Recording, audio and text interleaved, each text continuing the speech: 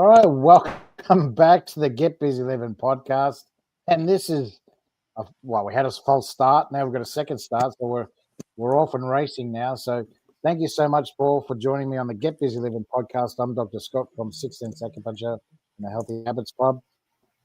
So appreciate your time, and we hope to learn a little bit more about your business, but also the gold nuggets of information that you have to offer. So thanks very much for your time, mate. Well, Scott, I'm happy to be here. It's nice. I've always enjoyed working with people from Australia and trying to understand that funny accent you have. Yeah, mate. It's all authentic. It's all authentic, and we don't really care. That's what I like about it. We're very laid back. That's the only problem. It has its pros and cons.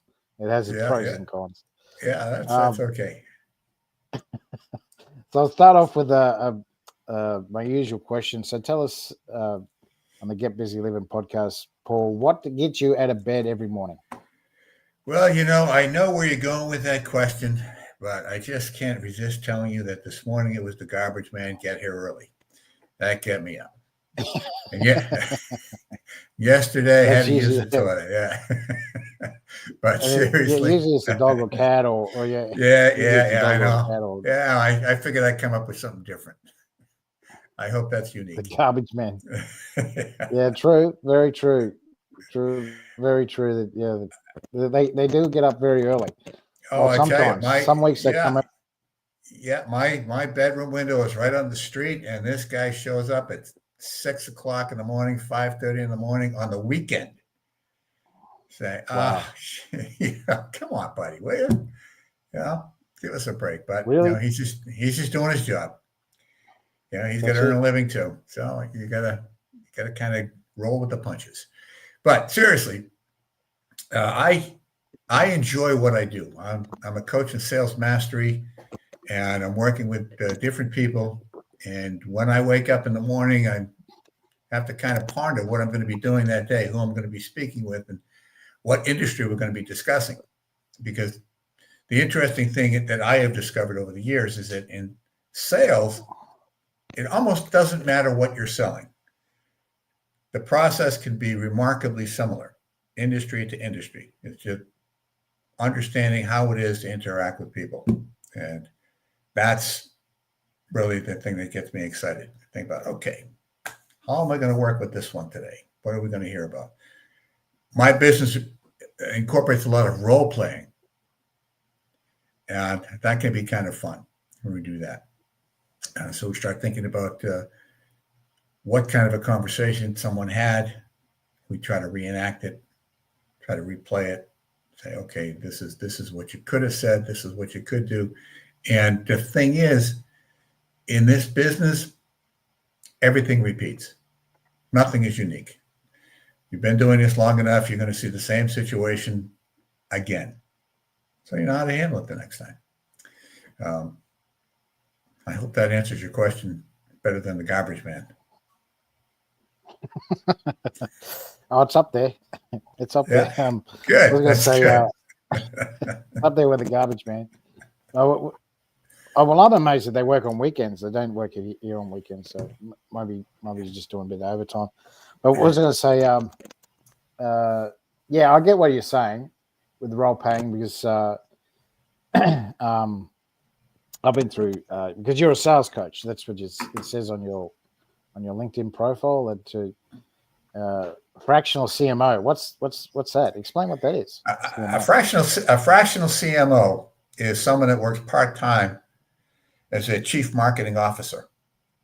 I had a business back in Massachusetts. I think I mentioned to you that I moved down to Florida a few years ago from Massachusetts. And my business up there, I was SRN Sales and Marketing LLC. So I not only did sales training, but I also did marketing, where we would build up websites, provide content, search engine optimization, all of those things that generate traffic.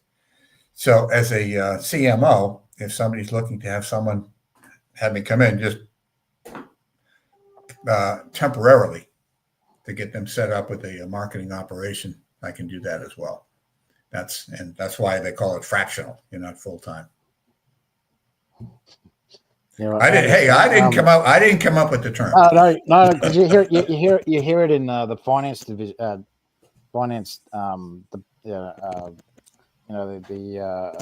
Federal Reserve and stuff like that. They talk about fractional markets. The monetary policy, sure. Yeah. Well, they talk about fractional. Everything's fractional. Yeah. Well, now we know. Anytime you hear fractional, it just means a piece, just a part. Yeah, part of. Yeah. You got to figure what the heck the context is. Yeah. So Well, when it comes to the Federal Reserve, it's usually when I'm telling you everything. Fractional. Fractional information. What was I going to say? And you're also a certified. So you are a certified sales coach. You're a published author and licensed insurance pro. I've done a lot of things. And then at the end you say, And at the end you say driving growth via strategy marketing. So you've worked in marketing as well, not just sales. Well, yeah, that's the thing. That's what the fractional CMO is the marketing. It's interesting that people want to get into sales, but when you're with an organization, if you don't have people to sell to, it doesn't much matter. Marketing. So you got to get into the marketing business, yeah. Marketing drives the sales. Yeah. So you do some marketing, and all of a sudden you get someone to talk to. Then you got to convert that person into a sale. So it all works together. Exactly right. Yeah, something you learn the hard way if you're starting from the ground up. Say, oh, geez. Yeah, and exactly right. Yeah, when I first started in business, I had no idea about marketing and sales. I heard about it. I didn't know it. They touched on it at uni, but it wasn't. There's nothing to what I know now. Yeah, it's interesting what you learn in the university, college, I call it. But you go through the 4 years that you have to go through, and then you go out into real life and you find out what things really happen. Yeah, that's right. Yeah, that's what makes me laugh is that the person who's teaching you about business is an employee. No, not only that, 9 out of 10 of them have never had a business, but they're going to tell you how to do it. Well, and then there's that fact as well. Yeah, that's exactly right. That makes me laugh as well. I have to laugh. You go crazy if you don't. Yeah. Well, if you want that degree, you have to listen. You have to go through it. That's the thing. Yeah, that's exactly right. Yeah. So that So I'll go into the second question. So, what got you into that? What got you into sales and marketing? What got me into marketing is I had built a call center. I was hired to build a call center for a national insurance agency. And as was typical with most of my career choices since graduating uni, as you call it, I get into these things and I have no idea what I'm doing. And somehow or another, I pull it off.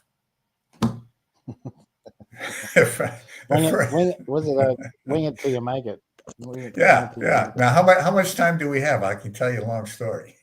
We got plenty. All right, great. When I worked my way through college, I was a young man with a pickup truck, and I put a little ad classified in the newspaper. This is back then when they had newspapers. Yep. And my ad was, young man with pickup truck will do whatever needs to be done. I would move furniture. I would clean yards. I would paint. I would do anything. And I generated enough money from that little classified ad that I paid my way through college. I didn't have to take out any loans. When I got out of college, I was offered a job with a pest control company where I could go out and I could spray poison. And I was talking to my brother-in-law. My brother-in-law said, you can spray poison or you can keep doing what you're doing. And I said, you're right. I'll just keep doing what I'm doing. Yep. So that business was pretty good until the wintertime came. And then in the wintertime, when the snow flies, there wasn't a whole lot of work for a young man with pickup trucks. So I had to find something else. Snow? There's plenty of snow to pick up. Well, yeah, I suppose you're right, but it was a 2-wheel drive truck. I couldn't put a plow on it, so I was kind of stuck. Fair enough. Okay. So my girlfriend at the time, who's no longer my girlfriend, she's married with her own children, went to a local mall just for grins. We had nothing to do that night, and it would happen to be a little home show where they set up these booths for all these people trying to sell products for the homeowner. In one of these booths, there was a fella had a bathtub, and around that bathtub was a one wall, just one around the 3 walls. There were no seams. It was, I don't know what you call it, but in the U.S. we call it formica. You call it formica? Yeah, it was very common for countertops back in the day. And I was fascinated because at the time I was doing a job for a realtor and we were fixing up a house. He had me repairing ceramic tile walls around the bathtub with these terrible fiberglass pieces of wall where they interlock. And I remember sitting in the bathtub thinking, this is a terrible option. This is awful. There's got to be something better. So I saw this thing around this bathtub, this formica, and I'm looking at it, fascinated. So I get talking to the guy. And it turns out he was just developing the product to manufacture it. And he had nobody to install it. And I said, I'm your man. And he goes, great, come on down to my factory. So I went down there with my brother, who was working with me at the time. And we're looking at this thing. Oh, yeah, we can put this thing in. We had no idea how to put this thing in. None. And the guy says to me, yeah.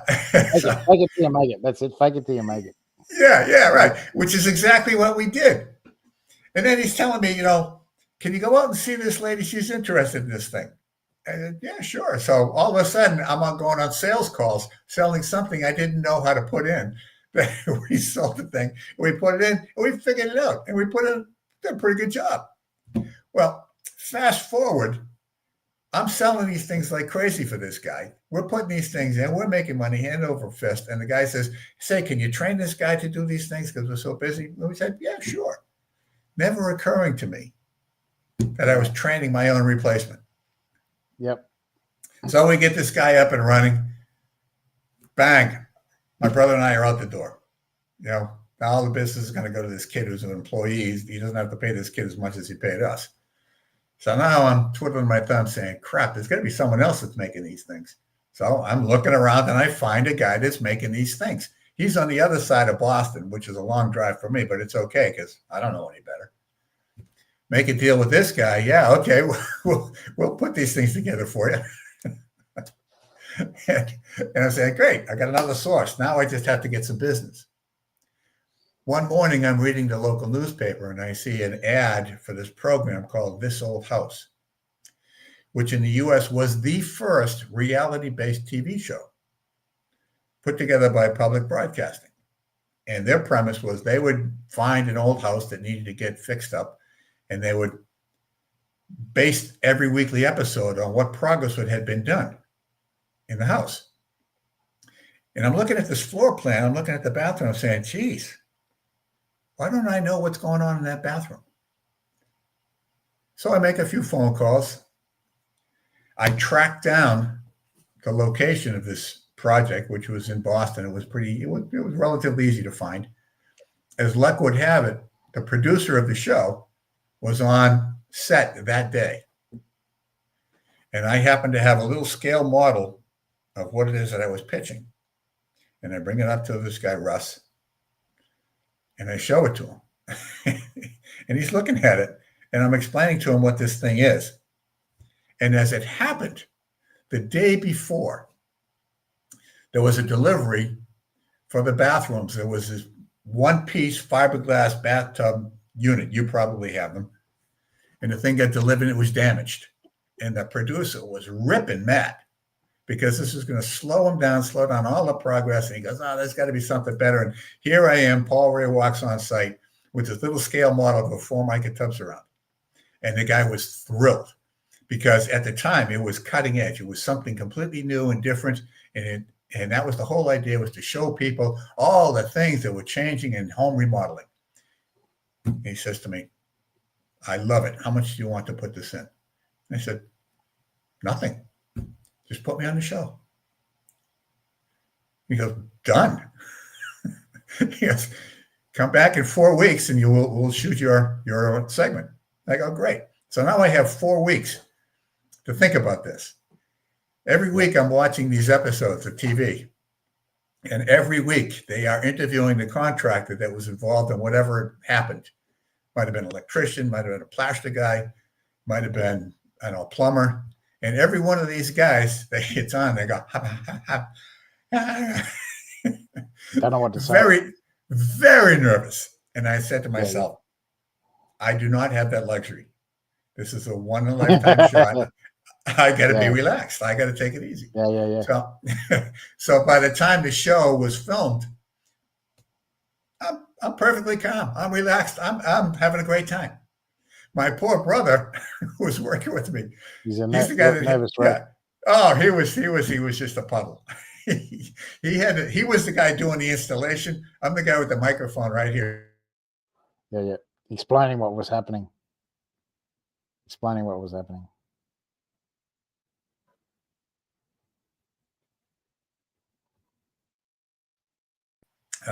He could not remember my name. So we had to do 4 takes. And finally, I had to put my nose right up to his nose. And I said, Bob, my name is Paul. Got it? He goes, yeah, sure, no problem. The producer of the show had to tell me after the 3rd take, he said, Paul, you're joking around too much. You got to be serious. So, okay, all right. Sorry, Ross. So we did the segment. It broadcast. The next day, my phone was ringing off the hook. Yeah. Now see, this is the thing, is I had no idea about what I was doing when I picked up this product. I had no right to go on to a TV show and pitch myself to the producer of the TV show. And I sure had no right to get up on there and talk as if I knew what I was talking about. But I did it all. And this is kind of the story of my life, as I fall into these buckets of manure and come out smelling like a rose. That's a good analogy. I like that. I just work it. As you say, you fake it until you make it. Well, anyway, now why did I go off on that tangent? What were we talking? Well, because it's sales. Yeah, I asked about sales. Yeah, how'd you? So that was your initiation, basically. Yeah, I had to go out and I had to sell this stuff. So after a period of time of doing these things again and again and again, I realized, I'm kind of good at selling. Yeah, I have a talent for it. Even under pressure. Well, even better under pressure. So my brother and I went on, and we had a fairly successful contracting business that we started. We went into building homes, and that went okay. We called ourselves Sherlock Holmes. But that was a clever name. He actually came up with that. I can't take credit for it. We built some homes, and then there was a terrible recession in the U.S., which just devastated that business, just killed us. So again, I had. Yep, that was the one. 88, yeah. Same thing happened here. We were just 1 year. We're a bit slower here in Australia. We're 1 year behind, 89. Yeah, it just crushed us. So we had to find something else. He was fortunate. His mother-in-law had a state job, had some connections, so he got himself a state job, and he was good for the rest of his time. I had to do something different. I knew that really my future was in selling something. So I had to kind of narrow down my choices, and there weren't that many. I wanted to do something that was recession-proof. So I knew that insurance was recession-proof, but I also knew that alcohol is recession-proof, because in bad times, people are going to drink. Bad times, people still were concerned about, they're going to be concerned about insurance. So knowing myself, I decided I should go into insurance. And that's what I did. I got into insurance, and Not too much longer after that, I found myself selling nursing home insurance, which, again, the heck do I know about nursing home insurance? But it worked. And 3 months into the business, the agency promotes me to a district manager position, which was kind of flattering, but it came with the responsibility of now I have to do Wednesday night coaching sessions. So now all of a sudden I become a sales trainer, not knowing a bloody thing about sales training. So Wednesday night comes along and I get into it with the newer agents, and we start talking about these things, these concepts and techniques and what I had learned, because prior to that, I had been gathering books and reading and listening to tapes. So I did have some background, and I found that I really enjoyed doing this. People enjoyed listening to me. I enjoyed teaching them, and there was progress. More importantly, there was progress. The other people were able to go out there and they were more and more successful with what they were doing. So I kind of created my own monster by getting into this. And as the years went on and I get involved in different industries, marketing, and, I built a call center based on the same thing, teaching the agents how to sell. And my call center was one of 14 across the country. And mine was consistently the best one week in and week out. And I was very proud of my people about that. So that got sold to a big conglomerate. And again, I find myself out on the street. So I had to build another call center. And we got that thing up off the ground. And I stumbled across this new national association called AMAC. And this was an association that was built upon conservative principles, because this was right around the time of Obama. And I don't know how much attention you were paying to the U.S. at the time, but it really started to cause a great division where people had a conservative mindset and people had a liberal mindset. And there was a national organization that was working with senior citizens called AARP. Maybe you've heard of them. Very big organization. Yeah. Well, AMAC was the opposite. They were the competition. And this was a fellow named Dan Weber down in Long Island, New York, that decided he was going to get this thing up and running, and he built this association from the ground up. And I happened to get there right as he was starting out, and I got a hold of him. I said, listen, I can help you sell long-term Medicare insurance to the older people, because this was geared towards people 55 and up. I've got a call center. I can do this. Again, I have no right calling this guy. It's just a hunch. Yeah. So I talked my way into this. I built the first call center for them. And they asked me to move down to Long Island. And I said, no, I can't leave my family, which in retrospect might have been a mistake, because I had to depart from them and move on and find something else. And they went on, very successful organization. I have dealt with them since then. Nice people. And then that's when I decided I'm going to go into marketing. Again, let me build you a website. I have a book right here. I'll learn how to build a website. And then I built websites. I had clients. I had a furniture rental company. I had a carpet cleaner. I had a fellow that sold guns and ammunition. I had a witch. One of my clients was a witch. We built her a website. That was kind of scary. Good looking woman, though, I have to say. And but she was a witch. She was scary.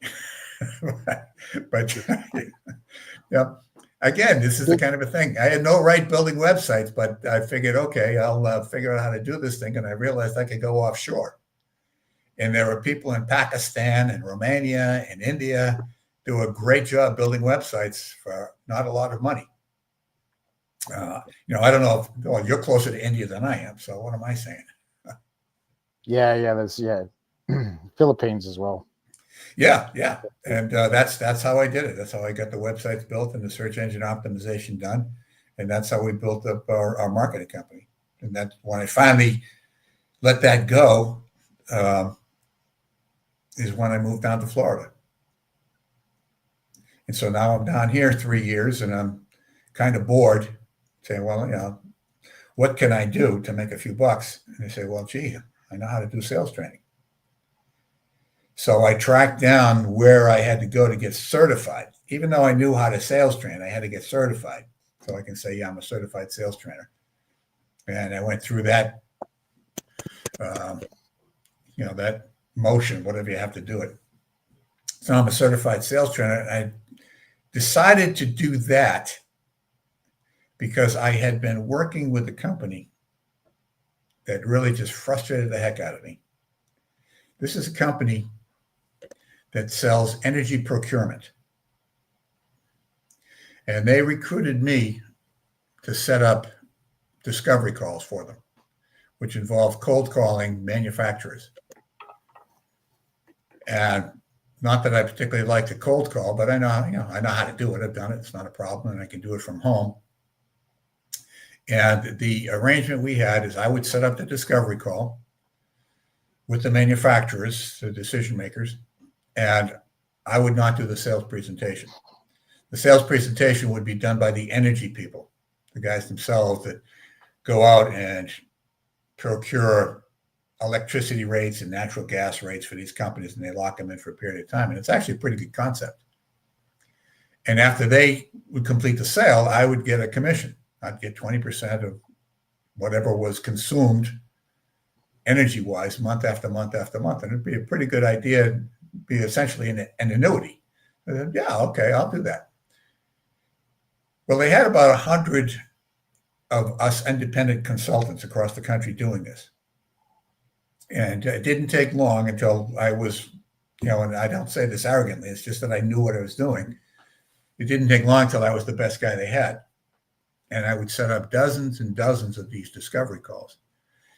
And then I would have to sit and listen to the smart guys for the energy company do the sales presentation. And I would have to listen to these guys burn up these sales presentations. Just light them on fire and just the smoke would rise away and the sale did not get made. And then the CEO of the company would come back to me and say, okay, now you go chase the smoke. I say, you got to be kidding me. And this is the thing that finally kicked me off and say, you know what? I can teach these guys how to sell. I can teach them what they're doing wrong because they were perfectly content in telling us as a group that we only close about 10% of these.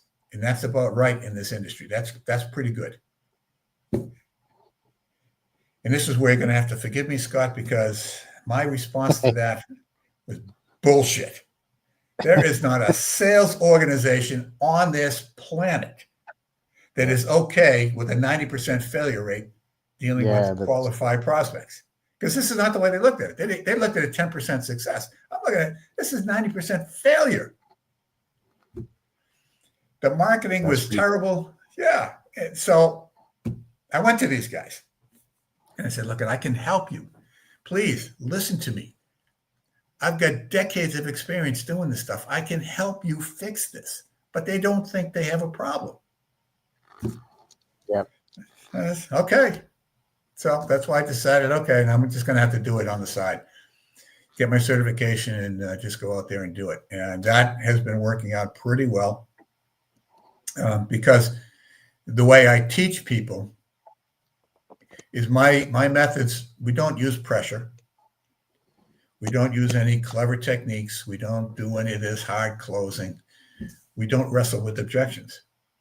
What we do is we do probability selling. Do you want to hear a little bit about that? Hallelujah. Okay. See, most sales training, I don't know if you've had to go through any sales training since you've had your business, but most sales training is based around possibility. See, if there's any chance that somebody might buy, the salesperson is taught that you got to keep pushing, you got to keep persuading, you got to keep following up until something happens. The thinking goes kind of like the more possibilities that you chase, the more sales that you will eventually close. Well, that's exhausting. Yep. Probability selling, which is what I teach, it takes a very different view. Instead of chasing the possibilities, what we do is we search for probabilities. We want to know right now what the chances are, really, that someone's going to choose to buy from us. If the probability is high enough, we continue the conversation. If not, we set it aside and we just move on for now. And when I say we move on for now, that means we can always come back. But we don't pressure, we don't push. And that shift, that changes everything. See, selling based on possibility, as I said, is exhausting. It means you've got to invest your time and energy into people who may never buy and who might only be willing to listen politely while you talk. And that's demoralizing as all get out. As opposed to selling based on probability. Well, that's efficient. It's respectful, and it frees you. It frees you up. It allows both the seller and the prospect to be honest about what they want without pressure or performance. And the difference is simple, but it's not small. It's a whole different paradigm in the mindset of people that I work with, because most of the people that I work with have gone through traditional sales training. They're taught to manipulate, dig out the pain, make the pain worse, come up with a magic solution, use a clever closing technique, have different closing techniques, wrestle with objections. I mean, it's a fight. And that's a terrible way to make a living. What possibility-based selling, it keeps people trapped in chasing prospects. What the probability selling does, that sets you free to just discover. And the key to doing, or one of the keys to doing probability selling is you will ask, you have I teach people that they need to be able to introduce whatever it is they're selling, describe it in no more than 45 words. I teach people how to get better at their selling, how to do it easily, honestly, in a mutually respectful way and trustworthy. Is that something you would want? Now, I don't know how many words that is. You can back that up and count it, but I bet you it's somewhere around 45. Yep. The important part of that is that, the last part of that, what's most important, is that something you want? Oh, and by the way, I teach people to always substitute with the word want for the word interest. I want people to lose that word. Never use the word interest, because that's a nothing word. It means nothing. For example, I'm very interested in a 40-foot boat. I'll listen to you tell me all about that 40-foot boat all night long. But does that mean I want to buy one? No, absolutely not. I don't want to take that on. But I'm interested. Yeah. Now, if we get into that conversation about that 45-foot boat and you're trying to sell it to me, you think you've got someone on your hands. This is where you're going to be pushing, you're persuading, you're following up.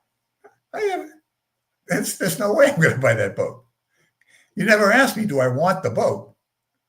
You just presume. And this is one of the things in sales training that goes on. If you just ask up front, you tell people what it is you do and ask if that's something they want. Then you go from there. The best example I have seen about this is a fellow that actually sells insurance. People ask him what he does. And he says, I sell insurance. Do you want some? Very simple question. Yeah. Now, I'm sure it's a little more involved with him than that. I think he was probably exaggerating, but the point is good. It's valid.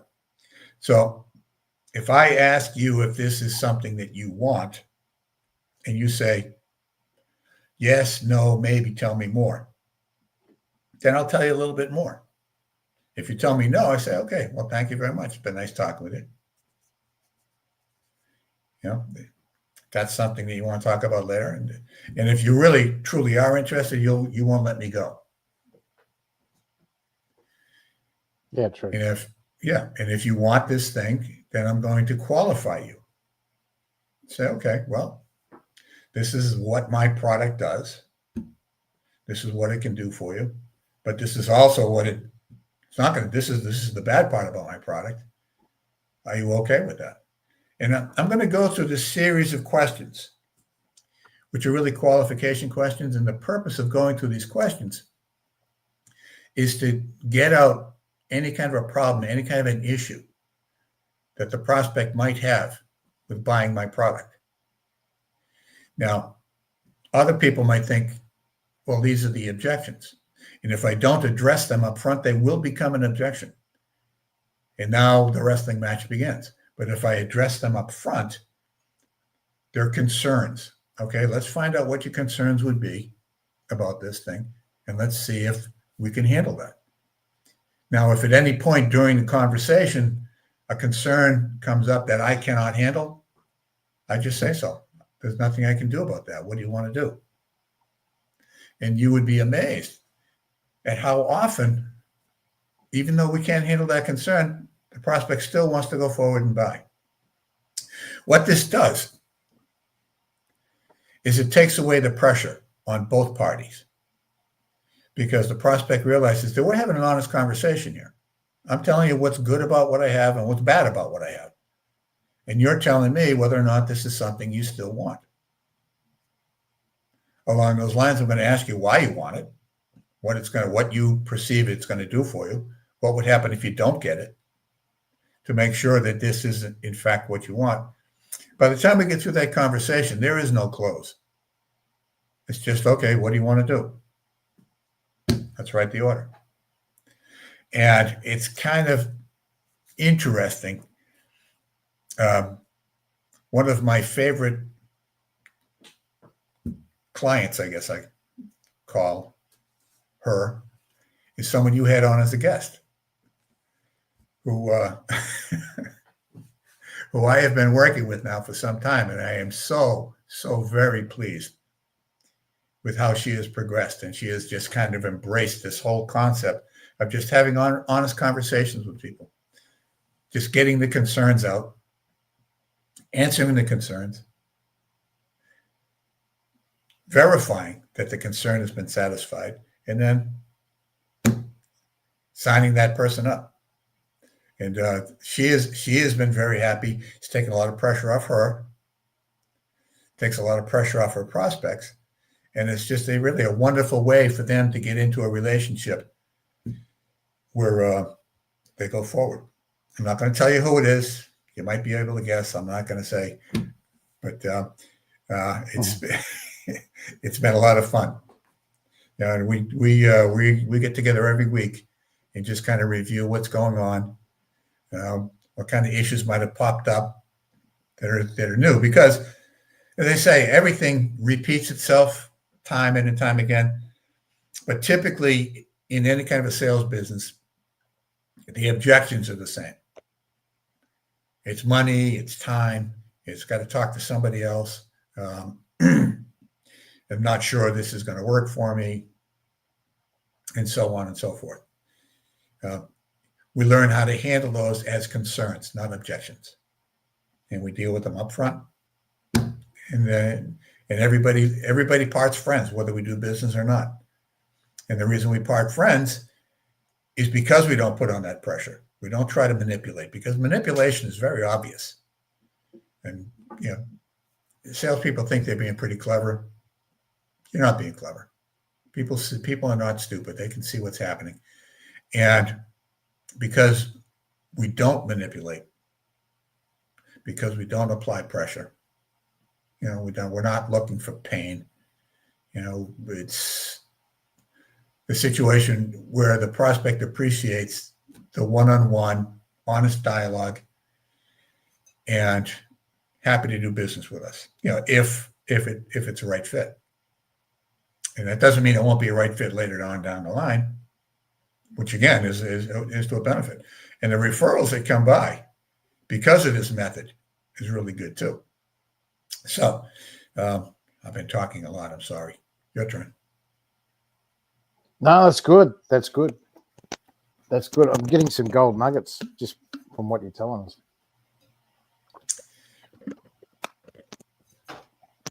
So let me think.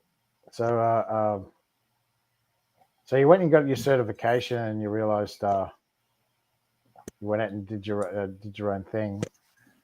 Did you realize you weren't being listened to? That doesn't sound like a big company. Does it say? So when did you realize? Oh, I should be just doing this by myself. I should just be helping individuals. Then I realized, I realized it then. I'm trying to help these guys out. I mean, and don't get me wrong; these are nice guys, very likable guys. They're the underlying issue there is that they own the company. They've been doing it for 14 years.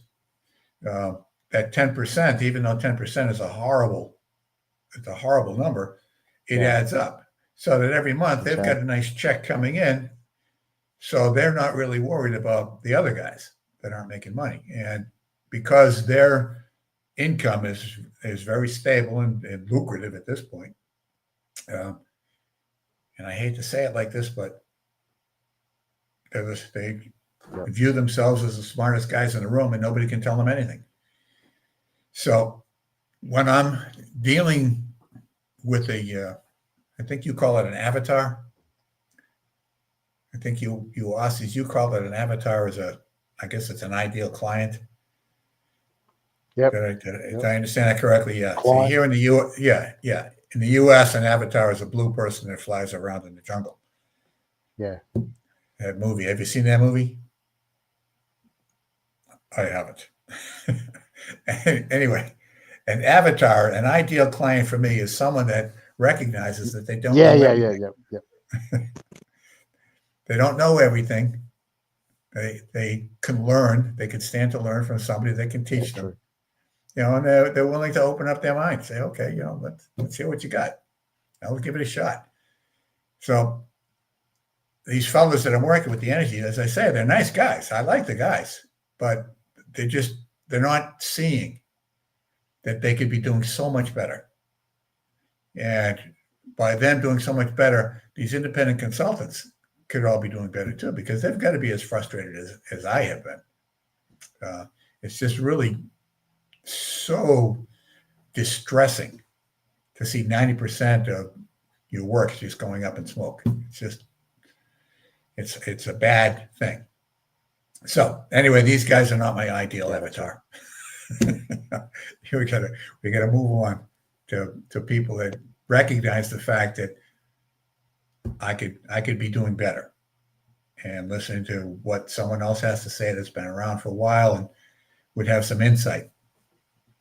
That's who I want to talk to. And if you think about it, it makes sense. If you don't think you have a problem, you don't need to talk to me.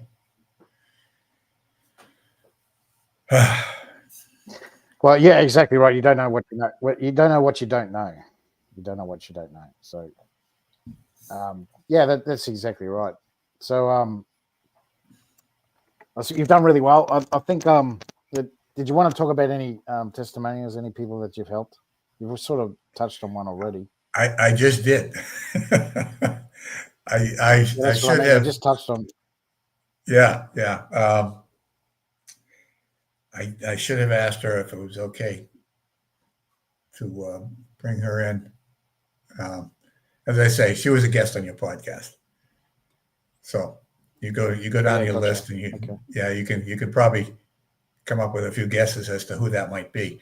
But without. I've got a few.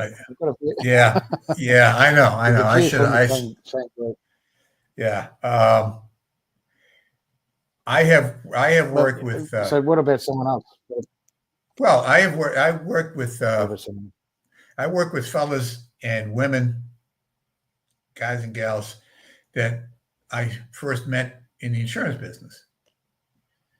And people go off to other industries. I'm thinking of one fella, one young guy that came to me. He was fresh out of college. We worked together with long-term care insurance, and he did really well with that. And he has evolved into some kind of a health administration position. And boy, it's a national concern. He's done a great job. That's Todd. I can tell you his first name because you don't know him. Another fella that I brought into the call center, the first one that I built, and this guy came to me with a resume that was almost blank. I mean, literally almost blank.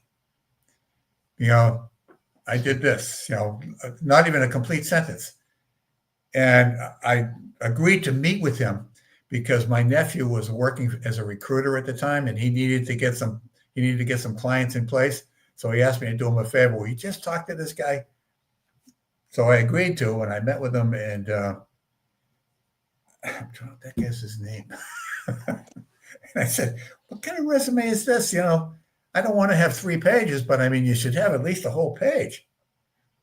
And he's just very embarrassed because nobody had ever told him this. I hired him, and he just absorbed everything that I taught him. And he went on, after that call center, he went on to another health insurance company, and now he's moved from Massachusetts. Now he's in Texas. He's got a congregation because he was also a minister, and a big-time job with this health company. I'm so proud of him to see what he's done. So I'm connected with him on LinkedIn. If I had time, I'd dig up his name. He did a great job. Then we've got, I've got most all of these people I started with were in the insurance industry. Insurance is an interesting business because it really is one-on-one. And if you're going to be good at it, I mean, you can slam some sales. And I'm thinking of Brian Record. He did that. He was a slammer. He used to slam them, but they would kick out the very next day because they didn't like the way the whole process went down. And I worked with him, and Brian, you can't do this. You cannot be jamming these people into these things. You got to tone it down. And unfortunately, he never really got it. So I had to fire him from the job, and it really hurt because I liked the kid. But I said to him, Brian, if you're going to keep doing this thing, go sell cars. I mean, maybe if you're a car salesman, you can slam these people and the sales will stick. But geez, doing insurance, it's just not the right thing.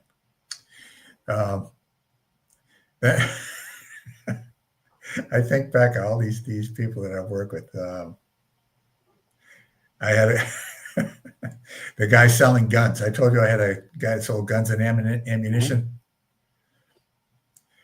He was he was a real study. As you might imagine, someone that sells guns would be somewhat aggressive. It's just kind of the demeanor of a guy that sells guns. It's just kind of what you expect. And I had to talk to him. I was like, Gus, you don't need to be so pushy and aggressive. People are going to come to you because they want a gun. They're going to want a gun. Just relax. Yeah, just relax. Just let them tell you what it is they're looking for. If they're not very experienced, just be gentle.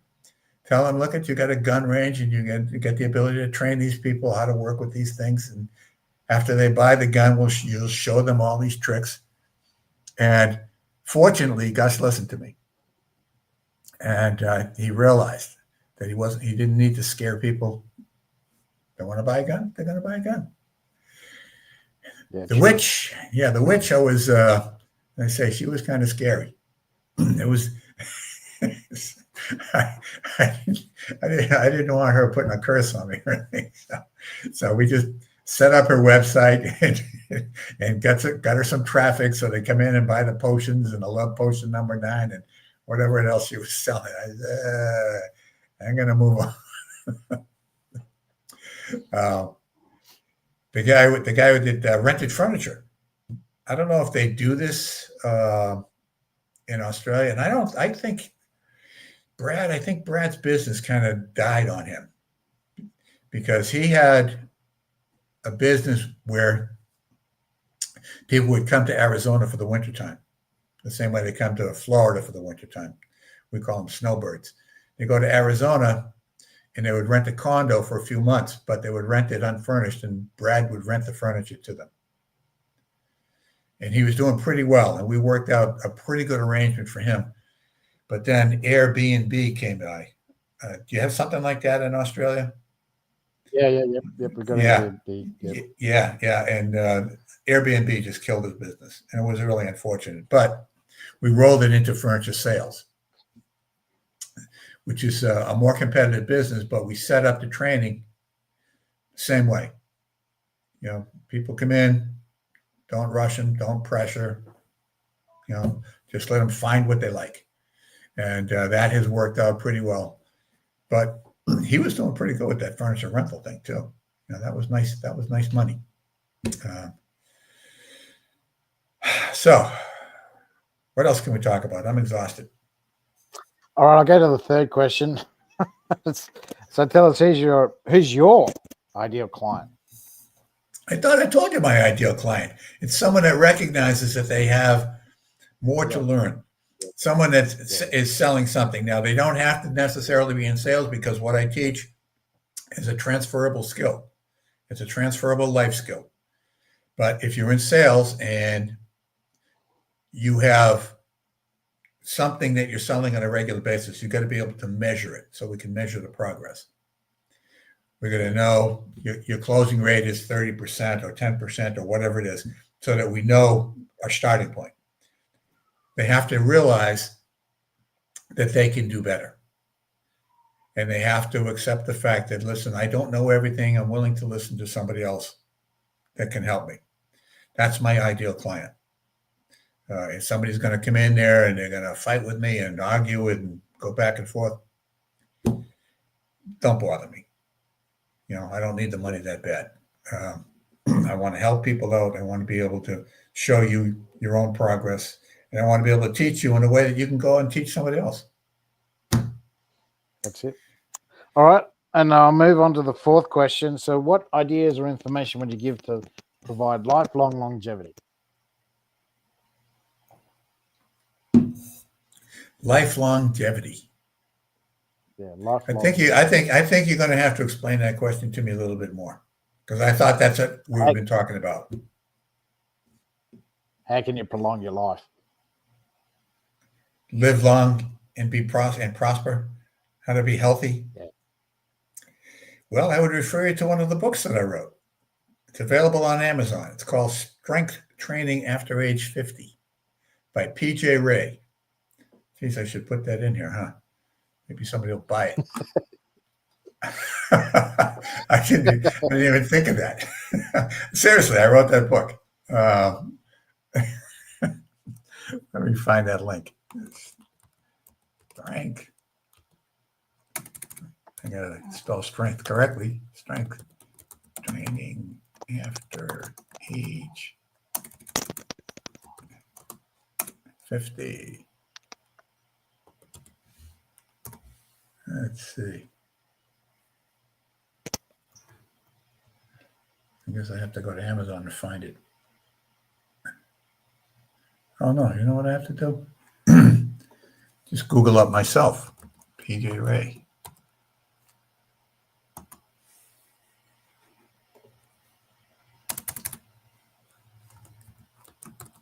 Is it on your LinkedIn? No, I don't know if it's on my LinkedIn.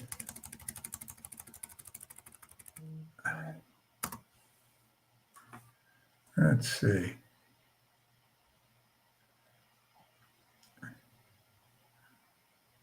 Jeez. I haven't Googled myself in a long time.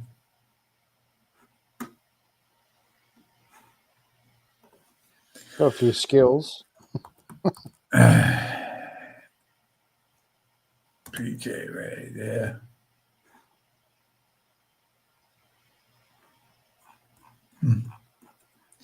Just have to look it up in books.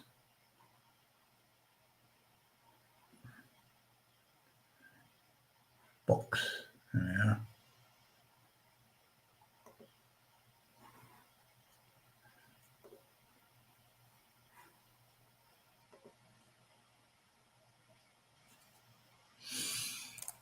PJ Rae.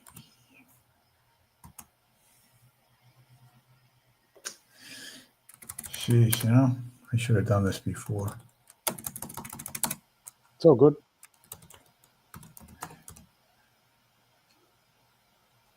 Thanks. Training after. I wrote this book.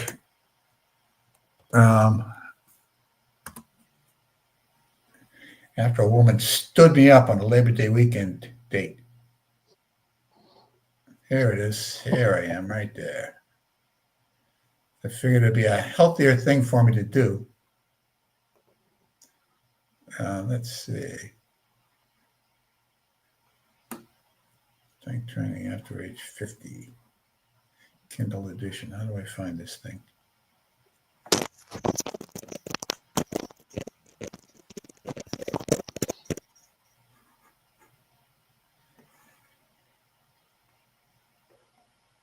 Copy.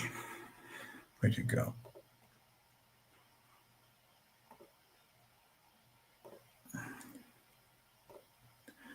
Here it is.